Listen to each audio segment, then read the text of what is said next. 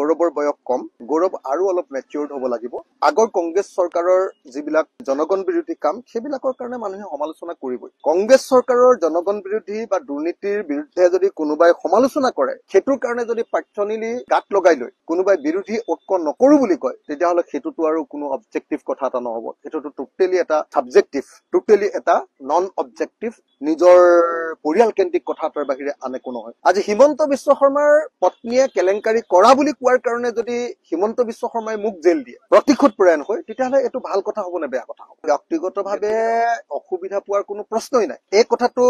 কাইলৈ যদি গৌৰৱ গগৈ মুখ্যমন্ত্ৰী হয় মাজে মাজে কোনোবাই কৈ থাকিব যে এপিএছচি কেলেংকাৰীটো হৈছিল সেইটোতো নাইকিয়া কৰি দিব নোৱাৰে অসমৰ কাষৰ পৰা সেইটোতো মাজে মাজে ওলাই থাকিবই সেইটো কাৰণে আবেগিক হৈ যদি কাইলৈ যদি তেখেতে চিফ মিনিষ্টাৰ হোৱাৰ পাছত কাৰোবাক জেলত দি দিয়ে সেইটো ভাল কথা হ'ব নেকি যে মোৰ দেউতাক এনেকে কৈছে মই ইয়াক জেলতে দি দিওঁ প্ৰতিশোধ পৰায়ণ হয় আবেগিক হৈ এইটোতো বেয়া কথা ন তেখেতৰ দেউতাক মুখ্যমন্ত্ৰী আছিলে গতিকে মুখ্যমন্ত্ৰীজনক মাজে মাজে কোনোবাই সমালোচনা কৰিবই আৰু মুখ্যমন্ত্ৰীজনক সমালোচনা কৰাৰ কাৰণে যদি বেয়া পায় আবেগিক হৈ যদি ৰাজ্যৰ স্বাৰ্থ বিসৰ্জন দিয়ে সেইটোতো একেবাৰে সাবজেক্টিভ কথা এটা হ'ব ব্যক্তিকেন্দ্ৰিক কথা এটা হ'ব আমি মিত্ৰতাৰ আশা সদায় শেষৰ দিনটোলৈকে ৰৈ থাকিম আমি সদায় মিত্ৰতাৰ কাৰণে আশাবাদী মিত্ৰতা হ'বই লাগিব বিজেপিক আমি হৰুৱাবই লাগিব পৰহি এখন সংবাদ মেল কৰিছিল সংবাদ মেলখন আছিলে যে এপিএছচি কেলেংকাৰীত জড়িত থকা 49 জন এপিএছ আৰু এছচিএছ অফিচাৰক পুনৰ চাকৰিত নিযুক্তি দিবৰ কাৰণে হাইকোৰ্টে অৰ্ডাৰ দিছে সেই সংবাদ মেলখনত মই 99.99% কৈছিলো যে এই গোটেই এপিএছচি কেলেংকাৰটোৰ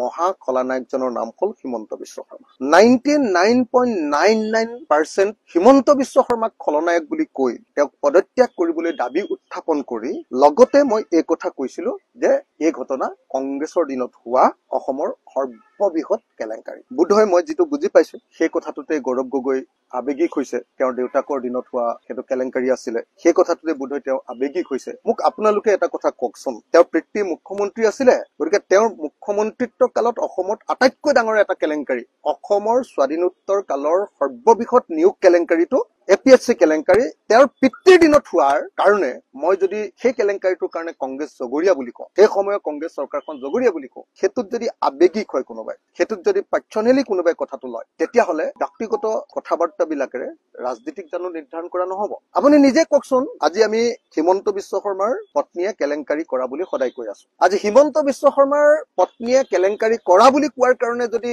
হিমন্ত বিশ্ব শৰ্মাই মুখ জেল দিয়ে প্ৰতিশোধ পৰায়ণ হয় তেতিয়াহ'লে এইটো ভাল কথা হ'ব নে বেয়া কথা হ'ব আজি কংগ্ৰেছ চৰকাৰৰ দিনত এপিএছচি কেলেংকাৰী হৈছিলে এই কথাটো দিনৰ পোহৰৰ দৰে সত্য কথা মই যেতিয়া বিজেপিৰ মুখ্যমন্ত্ৰীজনক আৰু সেই সময়ৰ কংগ্ৰেছৰ উঠি ৰজা বহি ৰজা হিমন্ত বিশ্ব শৰ্মাক জগৰীয়া কৰিম 99.99% জগৰীয়া কৰিম তাৰ 0.01% যেতিয়া কংগ্ৰেছো জগৰীয়া বুলি কম তেতিয়া যদি সেই সময়ৰ মুখ্যমন্ত্ৰীৰ প্ৰত্যেকজনে বেয়া পায় তেতিয়াহ'লে মোক কিবা কৰিবলগীয়া থাকিব নেকি আপোনালোকে নিজে কওকচোন মই ভাবো যে গৌৰৱৰ বয়স কম গৌৰৱ আৰু অলপ মেচিউৰ্ড হ'ব লাগিব আগৰ কংগ্ৰেছ চৰকাৰৰ যিবিলাক জনগণ বিৰোধী কাম সেইবিলাকৰ কাৰণে মানুহে সমালোচনা কৰিবই কংগ্ৰেছ চৰকাৰৰ জনগণ বিৰোধী বা দুৰ্নীতিৰ বিৰুদ্ধে যদি কোনোবাই সমালোচনা কৰে সেইটোৰ কাৰণে যদি পাৰ্চনেলি গাত লগাই লৈ কোনোবাই বিৰোধী ঐক্য নকৰো বুলি কয় তেতিয়াহ'লে সেইটোতো আৰু কোনো অবজেক্টিভ কথা এটা নহ'ব সেইটোতো টোটেলি এটা সাবজেক্টিভ টোটেলি এটা নন অবজেক্টিভ নিজৰ